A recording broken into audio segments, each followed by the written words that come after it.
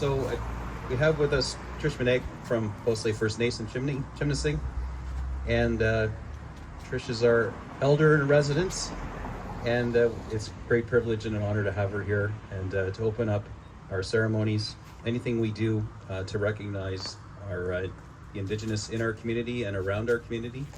Trish has been sharing words of wisdom and teachings. On some occasions, she's able to offer smudging to everybody today. She's got a full deck because she needs to get over to the powwow and get set up. So I'll let Trish explain it, but we'll do something smaller in place of that for today. But I'll pass the mic over to Trish and let you officially open this morning before I share a few words and we raise our two flags. Greetings. Hello, everybody. I'm so happy to be here representing my cultural and traditional family who resides on Chimnessing and also resides here in Midland. I work here an awful lot.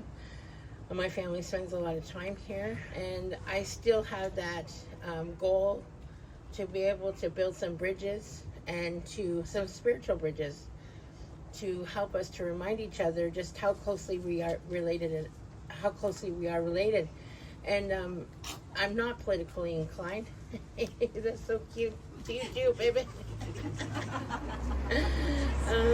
And that this is not about a political understanding here, that we are here, and I am not politically inclined. I'm spiritually inclined, and I'm here to offer those spiritual words of understanding that help us to remind each other that it doesn't matter what color your skin is, what creed, what nationality you are, is that we are all related in spirit. I mean, it can be no other way to be. You know, if we haven't learned anything, and I keep saying this, is that we have to take example of what COVID meant to us and each other. I've seen people struggling with their horrific fear, and people who deny the fact that they were affected in a horrific way during COVID. I think those are the ones we have to worry about, because I know I went through that whole 4 years worried about who was going to take care of my children if anything happened to me. I was 57 when COVID went down, and I had a 1-year-old baby. And all I kept thinking to Creator is like, if you take me away, all the work that I did to keep these children together is going to be erased in one fell swoop. And who's going to keep these beauties together and a family together? So that became my focus. That became my goal. I was going to live through everything. I had a pitchfork on my front door that didn't allow anybody to come anywhere near us. And I taught my children to wash their hands 24/7. I showed them how to physically distance, not socially distance. I think the verbiage was really important. We forgot. We heard distance, and everybody took that as to cut each other off at the knees and be angry about it at the same time. So there are things definitely going on in our region that's very sad to me and very disappointing to me. But I'm not surprised, because we're still learning.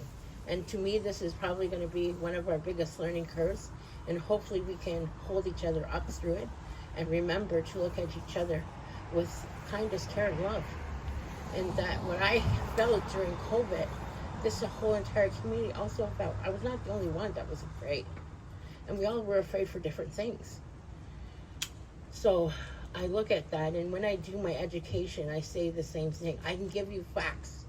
I'm also a scholar, and I'm very smart. I didn't know it until just recently, but I am very smart, and I can quote you statistics, and I can quote you facts that mean nothing at the end of the day. The only thing that is important is that you are all my brothers and sisters, and we are all related. My little baby just walked up and held her hand, and she's not afraid. She's not afraid. So we can take our lead from our children to say what should be our next steps, and maybe that's just it. Stand in a circle and hold each other's hand. I'm going to offer these words that I've been taught to offer, these words to address spirit. I have no specific way that I've been taught to address spirit as Gajay Manado, the most kind spirit. Others have other titles and names they call their higher spirit. Please address your spirit in the way that you know how. But I'm going to hold it for you. And you can just send your thoughts and prayers this way, and it will be collected and it will be sent up the way we would have always traditionally sent it up. I am going to suggest again, the biggest teaching I ever had was that we're all gifted unconditional love. The Creator sat with all life, all human beings. He gifted us all unconditional love. And then he sent us off in different directions to learn different things, to live on our mother different ways. And because he gifted us all unconditional love, and we were all at the same place at one time, that must mean that all of our stories are true. He would not make up a race of people and tell them that their story was a lie. So if all of our stories are true, then all of our prayers must go to the same place, right? Okay. So with that, and at the end of my prayer, I'm asking God, Creator, to see us as humble human beings. See us no greater or bigger than the person standing next to us. Help us to be mindful that it's much easier to love each other and care about each other than finding things to tear up about each other. Yeah, so that's what at the end of my prayer, I always ask Creator to look at us humbly, as humble human beings and as people that want to do good things, not perfect things, not be better than anybody else, just good things as much as we can, whenever we can. Nobody is perfect, and I really feel like we are going to be asked to dig further and deeper than we ever have before, to be kinder and to be more caring. Miigwech for all of that, giving me this time with everybody. Miigwech.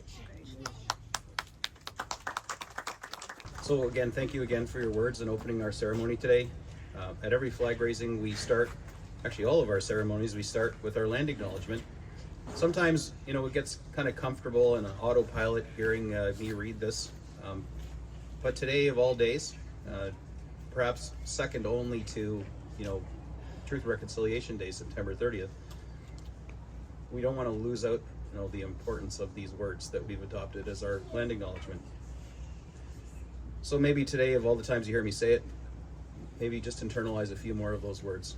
The town of Midland recognizes is located on land which is traditional and treaty territory of the Anishinaabe people, now known as the Chippewa Tri-Council, comprised of Beausoleil First Nation, Rama First Nation, and the Georgina Island First Nation. This territory is within Pre-Confederation Treaty 5 and Treaty 16, and included within the Williams Treaties of 1923. The town of Midland also recognizes is located on land which is the traditional territory of the Huron-Wendat and the historic homeland of the Métis, and that our town is home to a large and diverse community of Indigenous people. Today, as we're here to celebrate and kick off National Indigenous Peoples Day, this day seeks to bring awareness to the unique culture and traditions and contributions made by our Indigenous people here long before any of us, not only in our community, but all across Canada. Today's also happens to be the summer solstice, the longest day of the year. Many Indigenous groups and communities celebrate summer solstice as a time of thanks and renewal. The importance of this day has led to the nation-wide celebration that we enjoy as National Indigenous Peoples Day. I encourage everyone to dedicate some time to connect with the uniqueness of the Indigenous heritage, all the diverse culture, and outstanding contributions of First Nation, Inuit, and Métis people in Canada. And at this point, I'd like to open the mic if there's anyone else who would like to share a few words about what today means to them. What I'd like to share is may we continue to learn what matters. I think that's the most important thing. We know what matters here is to develop our relationship and our peace with our ancestors. Thank you. Now, yesterday, myself and some of our fellow councillors had the opportunity to attend the flag raising hosted by the Cultural Alliance, and it was in Penetanguishene. And, a quick early celebration to the National Indigenous Peoples Day. There's a lot going on. It's difficult for us all to have these things at the exact same time. Today, we're echoing that very same message of inclusivity. Our Indigenous community members shared with us yesterday, and again, we hear again today from Trish, We are raising the Beausoleil First Nation flag and the Métis Nation of Ontario flag. And it's, we've come to learn through dialogue that the flag we were raising didn't really resonate or accurately represent either of the groups we intended to offer up representation to. So that's all part of this, is constant communications and being able to pivot and understand that if we're doing something as in a ceremony that's well-meaning but isn't having the impact that we've intended, then we need to be prepared to change that. Today is about unity and inclusion, and our role as government and representing the people in Midland is to make sure that we honor those words and not just say them. So if anyone's wondering why is the flags we're raising today differing from the ones from yesterday, this is the beginning of what I hope is a new tradition of flying these two flags in tandem until and if such a time ever comes when there is one flag that all communities feel is most representative. So it's important that we collectively uplift our Indigenous community and support each other in learning about Indigenous people and their culture. That's, as I continually say, that is the most achievable goal and achievable objective out of the Truth and Reconciliation Report. The one that any of us can do, costs nothing other than your time and having an open mind. There are events happening all throughout North Simcoe. There's films and videos that can be found online and many other ways to get involved, and of course, just talk to your neighbors. Ultimately, today is a celebration. There's singing, dancing, good food, arts and crafts, vendors, lots to see at the powwow today. And again, I'd like to thank Chimigwich, Trish, and everybody else that took some time out of there this morning to help us celebrate this. So without further ado, we've got a couple pictures we'd like to take on the stairs with the flags, and then we'll proudly hoist them. So thank you very much.